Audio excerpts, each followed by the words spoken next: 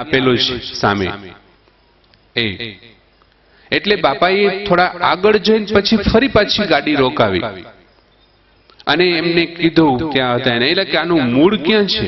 એટલે બાપા સાથે હતા એમના સેવક હતા, બીજા અમુક જે સંતો હતા, એ મૂળ શોધવા માટે કે આમાં તો ક્યાંય જડતું જ નથી, ડર લાગે એવું છે. અરે એનું મૂળ શોધવામાં આવી ગયું. અહીં તો હું ઘણા સમય રોકાઈ ગયો છું.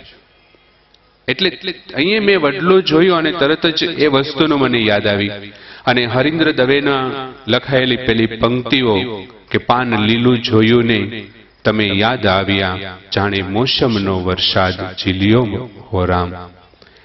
બીજું કે સંતોની નિષ્ક્રિયતા જ્યારે આપણને નડી જાય અને બાપાની સક્રિયતા કેવી હતી દેશ માટે.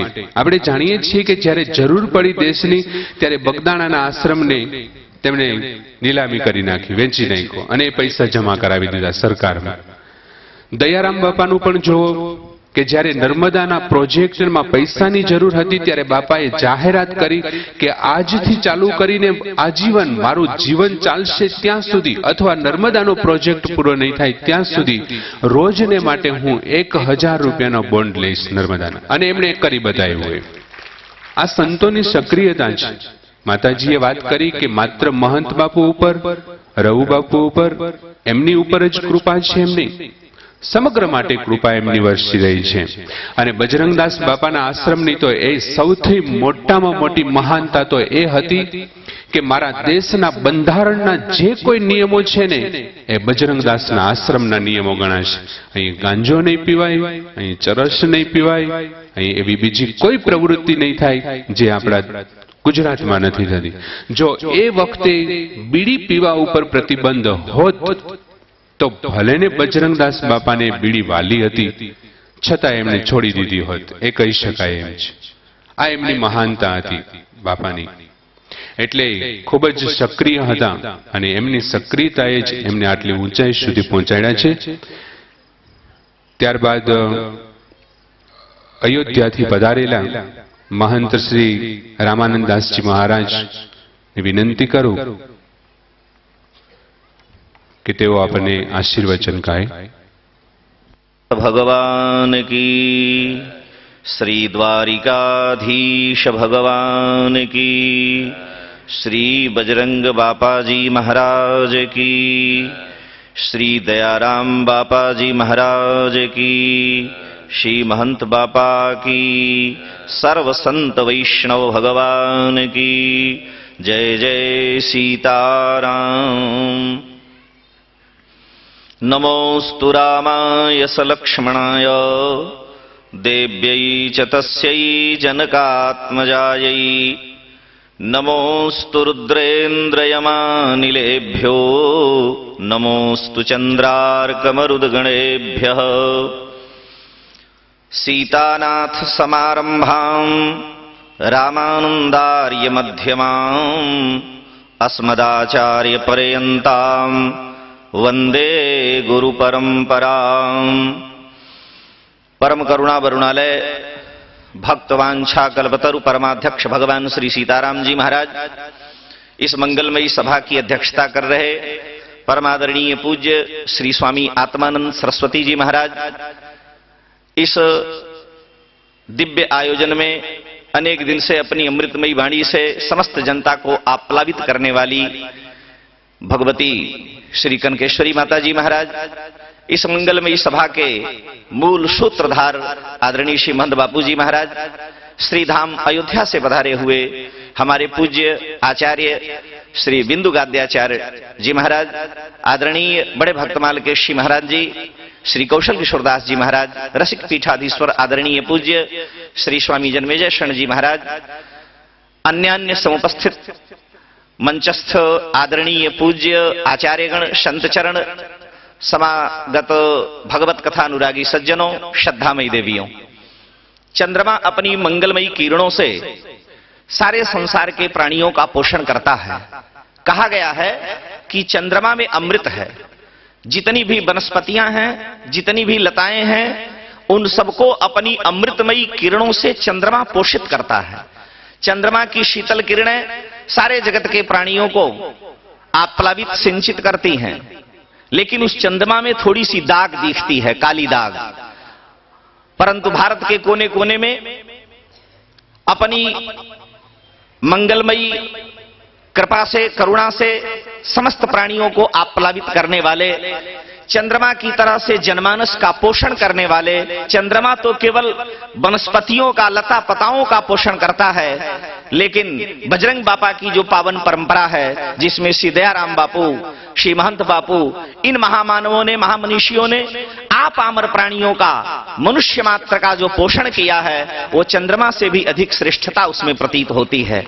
इसलिए अगर कोई कहता है कि ऐ चांद तू गुरूर न कर, चांद को बड़ा गुरूर है कि मैं बड़ा सुंदर हूं, मैं अपनी किरणों से सबका पोषण करता हूं, लेकिन नहीं, ऐ चांद तू गुरूर न कर, मैंने भी चांद देखा है, तुझमें तो दाग है, मैंने बेदाग देखा है। तो आज उस बेदाग, हर प्रकार के दोष से रहित, जैसा कि अभी हम श्रवण कर रहे थे, कुछ मेरी समझ में आ रहा था गुजराती भाषा में, कुछ नहीं आ रहा था, तो वह यहां देखने को मिला।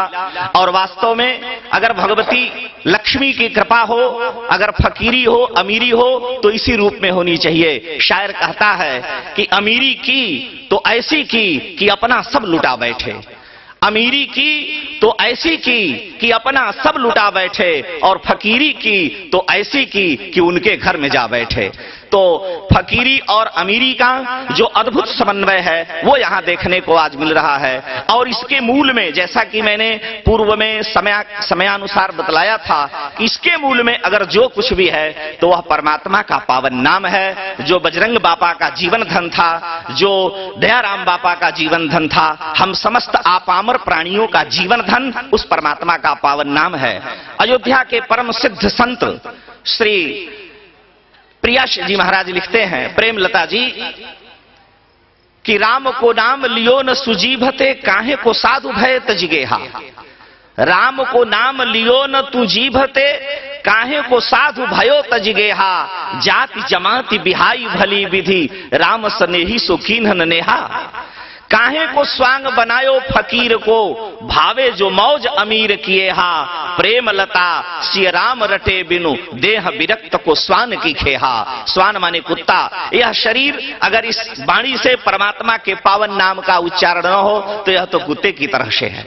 और जितने भी साधन हैं, किसी भी विचार का एक निर्णय नहीं किया जा सकता, विचारों की कोई विश्रांति नहीं है। ईशावास्योपनिषद में वर्णन आता है कि अंधं तमः प्रविशन्ति ये विद्याम उपासते ततो भूय ईते तमो येयु विद्यायामृताः। परंतु वहीं पर आगे कहा जा रहा है कि अविद्यामृतम कृत्वा विद्यामृतमश्नुते। तो विद्या, अविद्या और विचारों का अगर व्यक्ति चिंतन करे तो विचार की कोई विश्रांति नहीं है। इसलिए तर्को प्रतिष्ठा, महाभारतकार कहते हैं, तर्को प्रतिष्ठा श्रुतयो विभिन्ना, नैको मुनिर्यस्य बचः प्रमाणम।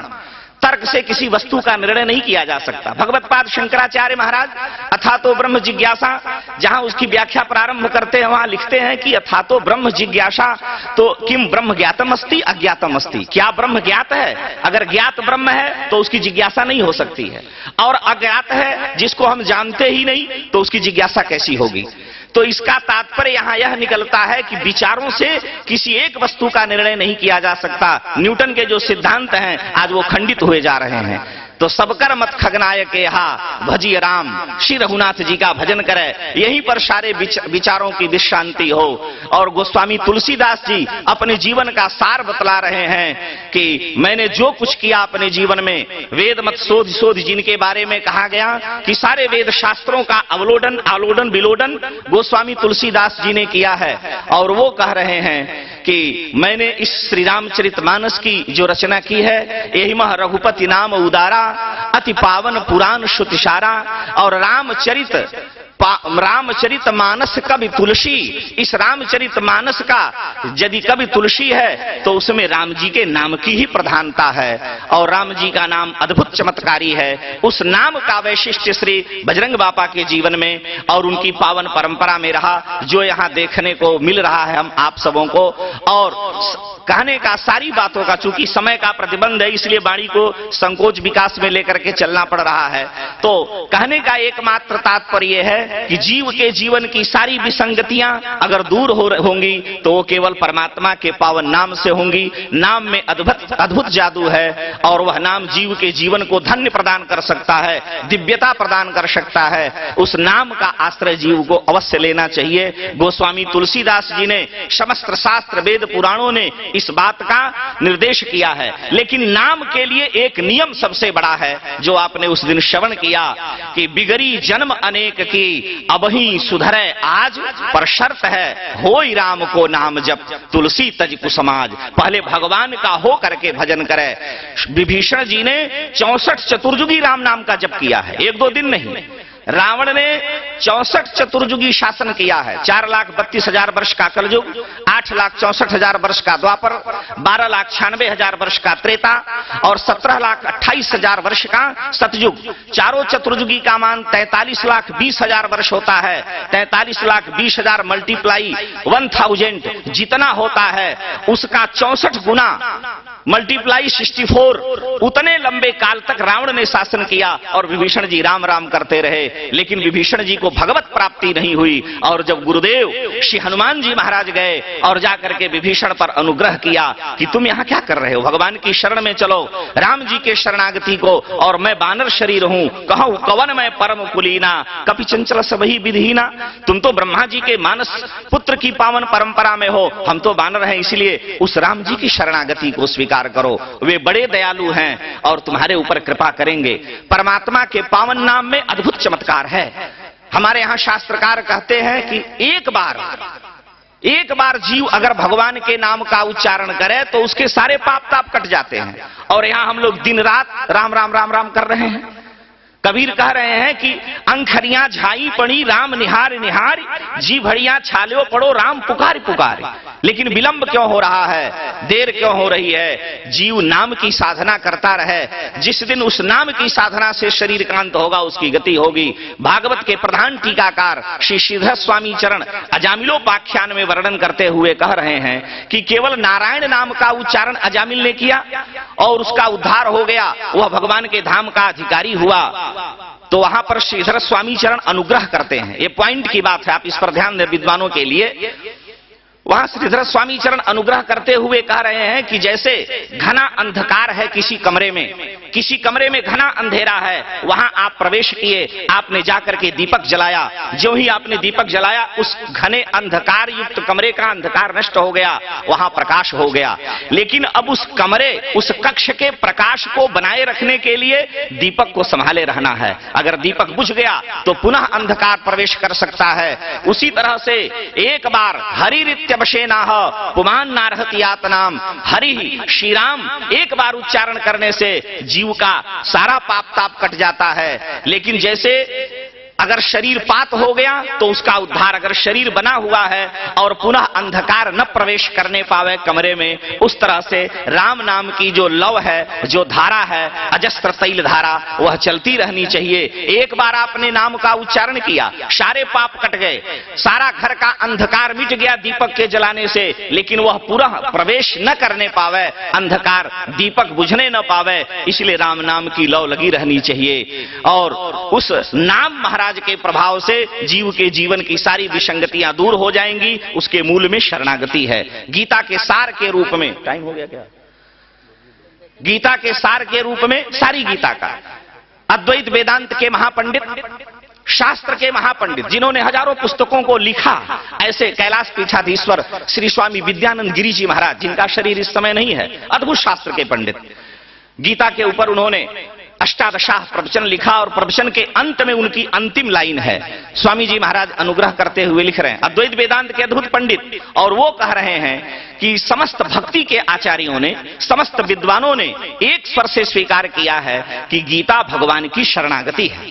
गीता के दूसरे अध्याय में अर्जुन भगवान से कह रहे हैं कि हे नाथ, हे प्रभु, शिष्यस्ते हम शाधिमाम त्वा प्रपन्नम, मैं आपका शिष्य हूं, मेरे ऊपर आप कृपा करें, मेरी बुद्धि मोहग्रस्त हो गई है, मुझे कुछ सूझ नहीं रहा है, मैं विचार नहीं कर पा रहा हूं। सीदंतिम अवगात्राणि मुखम च परिशुष्यते बेपथुश्च शरीरे में रोम हर्षश्च जायते गांडीवम संस्कृते हस्तात् पक्षैव परिदह्यते न च शक्नो व्यवस्थातुम भ्रमतीव च मे मनः, मेरा मन दिग्भ्रमित हो रहा है। परमात्मा की शरण में पड़ा हुआ, परमात्मा के समीप में अर्जुन बैठे हैं, लेकिन उनका मन भ्रमित हो रहा है। भगवान से कहे कि इसलिए हे नाथ, शिष्यस्ते हम शाधिमाम त्वा प्रपन्नम, मैं आपका शिष्य हूं, मेरा आप अनुशासन करें। भगवान ने गीता का उपदेश प्रारंभ किया। पहले अर्जुन शरणागति, बीच में भी अर्जुन के मोह को निवृत्त करने के लिए भगवान ने कहा कि देखो, दैवी हेषा गुणमयी मम माया दुरत्या मामे वे प्रपद्यन्ते माया मेताम तरंतिते, मेरी गुणमयी माया जो है, यह जगत जो है, यह सारे जीवों को अपनी ओर आकर्षित कर लेने वाला है, और मोह के माइक जाल में पड़ा हुआ जीव मुझ परमात्मा से दूर हो जाता है। लेकिन मामेव ये प्रपद्यन्ते माया मेताम तरंतिते, जो मेरी शरण में आ जाता है वो मेरी माया से पार हो जाता है। और अंतिम में भगवान उपदेश करते हैं गीता के 18वें अध्याय के अंत में कि सर्वधर्मान परित्यज्य माम एकम शरणम व्रज, हे अर्जुन, तुम मेरी एकमात्र शरण को ग्रहण करो। तो जीव गीता का जो सार आदि में, अंत में और मध्य में जो बात आवे वही ग्रंथ का तात्पर्य होता है।